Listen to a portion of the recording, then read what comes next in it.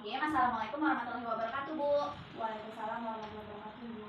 Baik, Bu, perkenalkan dengan saya Bida Fiona Kananda Susanto yang bertugas pada hari ini. Untuk kenyamanan Ibu, saya akan menutup sampiran dulu ya, Bu. Iya, Bu. Permisi, Bu. Baik, Bu, selanjutnya saya akan mendata diri Ibu. Ibu namanya siapa? Kali Umurnya? 20. Baik, Bu, ada yang bisa saya bantu? Jadi, Bu, saya itu mau konsultasi. Saya itu suka stres, kayak emosi gitu. Jelasin itu gimana Bu? Apakah saya ada terganggu sama kesehatan mental saya?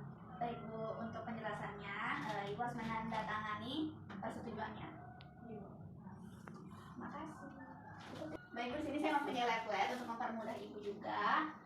Baik, Bu, di sini saya akan menjelaskan tentang kesehatan mental. Nah, kesehatan mental adalah kondisi ketika batin kita berada dalam keadaan tentram dan tenang. Selanjutnya, kesehatan mental ini mempunyai banyak pengaruh ke psikisnya. Beberapa faktor pertama yaitu pengalaman individu. Pengalaman individu adalah pengalaman awal yang terjadi pada individual, terutama terjadi pada masa lalunya. Yang kedua, ada gangguan atau penyakit jiwa. Gangguan penyakit jiwa ini banyak berbagai macamnya. Seperti psikosomatik ini adalah kelainan tubuh ibu yang disebabkan oleh berbagai faktor emosional, seperti ibu susah tidur, banyak menghadapi masalah, kurangnya nafsu makan, dan nafsu makannya ibu menjadi berlebihan. Yang kedua ada gangguan kepribadian. Yang dimana gangguan kepribadian ini sulit untuk beradaptasi dengan lingkungannya karena emosionalnya dia itu cepat naik dan meledak ya Bu. Jadi sulit untuk beradaptasi dengan lingkungannya.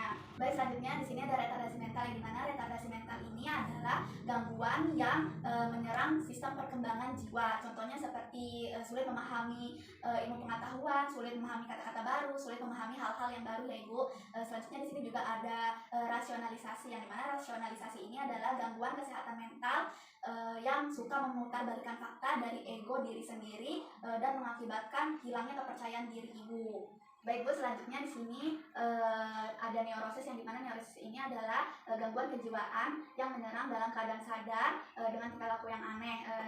Juga susunan saraf ibu itu terganggu. Ciri-cirinya dari neurosis ini adalah mengalami kecemasan, menimbulkan konflik, terus juga ibu mengalami adanya gangguan kepribadian ibu, terus juga ibu mengalami fobia dan gangguan pencernaan. Jadi di sini ada psikosis, yang dimana psikosis ini gangguan kesehatan mental yang sudah sulit diobati, sulit disembuhkan ya Ibu, karena sudah menyerang menyeluruh ke psikisnya Ibu dan kejiwaannya Ibu, jadi susah disembuhkan. Baik Bu, selanjutnya di sini ada gangguan kesehatan mental pada emosional Ibu. Yang pertama itu ada perubahan mood pada diri Ibu. Jadi perubahan ini kayak apa ya? Mood itu suasana hati Ibu sering berganti, kayak sekarang Ibu senang, nantinya Ibu sedih, menangis atau marah. Mana Ibu itu sering memikir negatif, jadi terganggu kesehatan mental Ibu. Jadi juga Ibu sering mengalami memikirkan hal-hal yang tidak perlu dipikirkan, kan kayak gitu ya Bu. Selanjutnya di sini ada kecemasan kronis, yang dimana kecemasan kronis ini adalah kekhawatiran dan rasa tegang yang berlebihan. Jadi kecemasan kronis ini juga terus menerus ya Bu, terlalu berlebihan gitu Ibu. Selanjutnya di sini ada harga diri yang berlebihan atau tinggi ya Bu. Jadi ibu itu bisa merasa harga diri saya tuh tinggi kayak gitu. Terus jadinya ibu tuh merasa apapun saya ini bisa melakukan apapun. Jadi ibu itu egois pada diri ibu. Ada tindakan impulsif, yang dimana tindakan impulsif ini adalah tindakan yang tak tertahankan untuk melakukan sesuatu. Misalnya ibu tidak mendengarkan arahan, tindakan, perkataan orang lain. Jadi ibu tuh mendengarkan dirinya sendiri, tidak mendengarkan orang lain, sama seperti tadi ya Ibu. Jadi Ibu tuh egois dengan dirinya sendiri. Selanjutnya di sini ada disorientasi waktu dan ruang, yang dimana disorientasi waktu dan ruang ini adalah ibu itu tidak mengenali keadaan sekitar seperti orang, waktu dan tempat. Seperti contohnya itu suara musik, langkah kaki, benturan pintu, pokoknya hal-hal yang membuat ribut atau berisik sehingga ibu itu terganggu dan marah, dan ibu itu bisa menyakiti diri sendiri atau orang lain. Selanjutnya di sini ada berhalusinasi. Jadi ibu itu suka memikirkan hal-hal yang tidak berpikir negatif, berhalusinasi yang tinggi, berhayal Ibu kayak gitu. Selanjutnya di sini ada disorientasi waktu dan ruang, yang dimana disorientasi waktu dan ruang ini adalah ibu itu tidak mengenali keadaan sekitar seperti orang, waktu dan tempat. Contohnya itu suara musik, langkah kaki, benturan pintu, hal-hal yang membuat ribut atau berisik. Jadi suara-suara tersebut itu mengganggu ibu, sehingga ibu tuh marah dan bisa menyakiti diri sendiri atau orang lain. Selanjutnya di sini ada berhalusinasi. Jadi ibu itu sering memikirkan hal-hal yang tidak berpikir negatif, berhayal yang tinggi ya ibu. Jangan kayak gitu ya ibu. Selanjutnya di sini ada gangguan kesehatan mental karena fisik ya ibu. Di sini ibu akan mengalami penurunan berat badan, yang dimana penurunan berat badan ini yaitu ibu kurangnya nutrisi sehingga berat badan ibu banyak turun. Selanjutnya di sini ada kelelahan. Jadi ibu tuh mengalami kelelahan. Di mana kelelahan ini adalah lemah, letih, lesu. Jadi ibu itu badannya capek gitu ya ibu ya, harus istirahat yang cukup.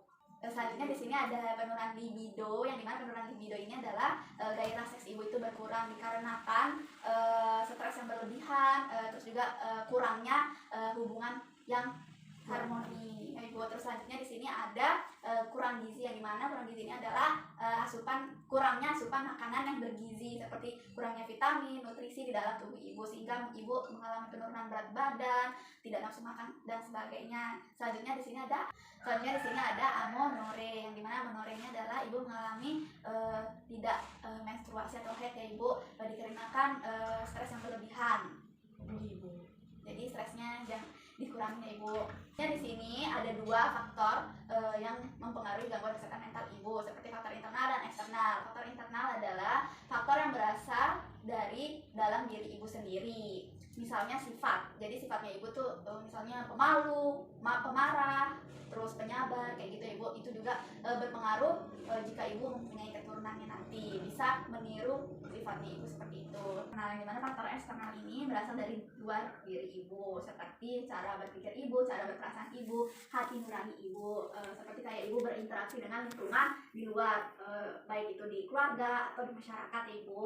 Dan di sini peran keluarga terhadap kesehatan mental ibu, yang dimana memberikan dukungan dan berkomunikasi dengan baik. Jadi memberikan dukungan kepada ibu, memotivasi ibu supaya tidak terjadi hal-hal yang tidak diinginkan. Selanjutnya berkomunikasi dengan baik. Jadi antar keluarga, ibu dan keluarga dan suami harus berkomunikasi dengan baik ya ibu. Gitu bu, bagaimana bu? Bisa dipahami? Alhamdulillah sudah. Baik bu, ada yang mau ditanyakan? Tidak ada bu, sudah cukup. Baik bu, alhamdulillah sudah selesai. Kurang lebihnya mohon maaf. Wassalamualaikum warahmatullahi wabarakatuh bu. Waalaikumsalam warahmatullahi wabarakatuh. Baik bu, efeknya bisa dibawa pulang ya bu. Terima kasih bu atas kunjungannya.